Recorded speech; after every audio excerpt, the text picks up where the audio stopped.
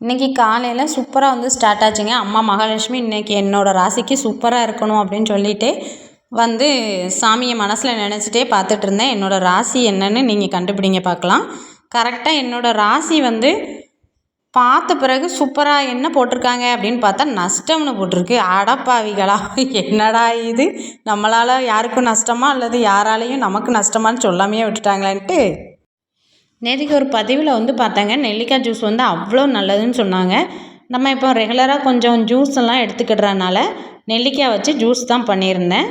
நெல்லிக்காய் வந்து குட்டி குட்டியாக கட் பண்ணிவிட்டு விதைகளெல்லாம் நீக்கிட்டு அதில் வந்து கருவேப்பிலை அப்புறம் வந்து உப்பு சேர்த்து ஒரு துண்டு இஞ்சி சேர்த்து வந்து அடிச்சுட்டு நல்லா வந்து ஃபில்ட்ரு பண்ணி நிறைய கொஞ்சம் தண்ணி சேர்த்துட்டு குடித்தோம் அப்படின்னா சூப்பராக இருந்தது. டேஸ்ட் வந்து நல்லா துவர்ப்பு அந்த உப்பு போட்டிருக்கனால அந்த டேஸ்ட் வந்து எனக்கு ரொம்ப பிடிச்சிருந்துச்சு. நல்லாவே வந்து குடித்தேன்.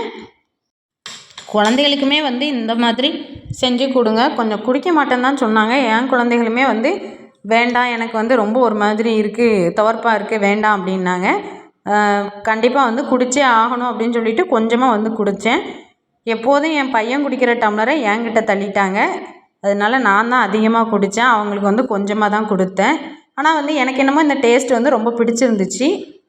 குழந்தைகளுக்கு கொடுக்குறீங்க அப்படின்னா கொஞ்சமாக நாட்டு சர்க்கரை சேர்த்துட்டு கூட நீங்கள் வந்து மிக்சியில் அடித்து கொடுங்க. அதையுமே விரும்பி குடிப்பாங்க. பூரியும் சன்னா மசாலாவும் பண்ணுறதா தான் நான் வந்து நைட்டே வந்து பிளான் பண்ணியிருந்தேன். சன்னாவை வேக வைக்கும் போது அது கூடவே 1 டீஸ்பூன் டீத்தூள், அப்புறம் வந்து 2 கல்பாசி, 2 ஏலக்காய், 2 கிராம்பு, ஒரு பட்டைலாம் சேர்த்துட்டு வேக வச்சோம் அப்படின்னா நல்லா வந்து அதோடய டேஸ்ட்டு பக்காவாக இருக்கும். இந்த மாதிரி நான் வந்து ஒரு ஒயிட் கிளாத்தில் தான் வந்து சேர்த்துட்டு நல்லா முடிச்சு போட்டுட்டு இது கூட சேர்த்துருக்கேங்க. உங்கள்கிட்ட டீ பேக் இருந்தால் கூட அதில் சேர்த்துட்டு கூட இந்த மாதிரி சன்னா கூட வேக வச்சு எடுத்துக்கோங்க. அப்படி வேக வைக்கும் போது அதோட அரோமா வந்து நல்லா வந்து இறங்கி அந்த எசன்ஸ் சூப்பராக இருக்கும். அந்த டேஸ்ட்டு கொடுக்குங்க அந்த சன்னா மசாலாவில். ஒரு கடாயை சூடுபடுத்திட்டு நான் வந்து கொஞ்சம் ஆயில் வந்து எக்ஸ்ட்ரா சேர்த்துருக்குறேன். இவ்வளோ ஆயில் வேண்டாம்னு நினச்சிங்கன்னா நீங்கள் வந்து கொஞ்சமாக சேர்த்துக்கோங்க. ரெஸ்டாரண்ட் ஸ்டைலில் நம்ம பண்ணுறனால கொஞ்சமாக வந்து நான் ஆயில் வந்து அதிகமாக சேர்த்துருக்குறேன். இப்போ ஆயில் சூடேறின பிறகு இதில் என்ன சேர்க்கணுன்னு பார்த்தீங்கன்னா 1 டீஸ்பூன் போல் சோம்பு வந்து சேர்த்துட்டு நல்லா வந்து பொரிய விட்டுக்கிறேங்க.